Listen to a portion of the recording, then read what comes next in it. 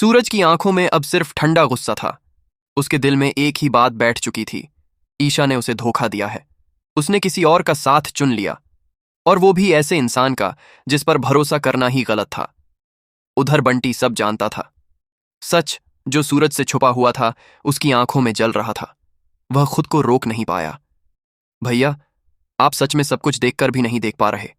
बंटी की आवाज कांप रही थी, लेकिन उसमें हिम्मत थी। जिस इंसान ने आपकी खुशी के लिए खुद को मिटा दिया, आप उसी को गलत समझ रहे हैं। सूरज का गुस्सा भड़क उठा। वह कुर्सी से उठ खड़ा हुआ। बस कर बंटी, तू उसी का पक्ष ले रहा है जिसने मुझे छोड़ दिया, जो अब किसी और के साथ खुश है। बंटी अब बिल्कुल करीब आ गया।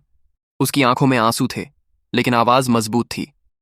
वो खुश नहीं है भैया, वो मजबूर थी। उसका हर कदम आपके लिए था, त्याग था।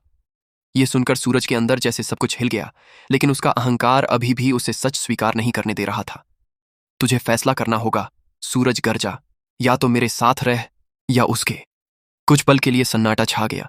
फिर बंटी ने धीमी आवाज में कहा, अगर सच्चाई का साथ देने का मतलब आपको खोना है, तो मुझे ये मंजूर है। मैं गलत के साथ नहीं खड़ा हो सकता। इतना सुनते ही सूरज का धैर्य टूट गया। उसने बंटी को पकड़कर बाहर की ओर धकेल दिया। आज के बाद यहां मत आना।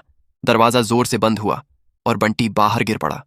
लेकिन जाते जाते उसकी बात सूरज के दिल में गूंजती रह गई।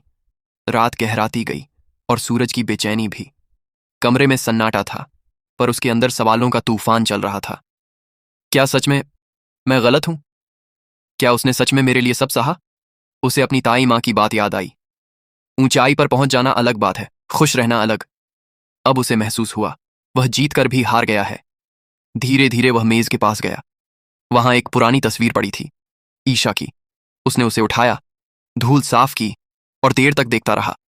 ऐसा लगा जैसे वो तस्वीर आज भी उससे पूछ रही हो, क्या तुमने मुझे समझने की कोशिश भी की? सूरज के हाथ कांपने लगे।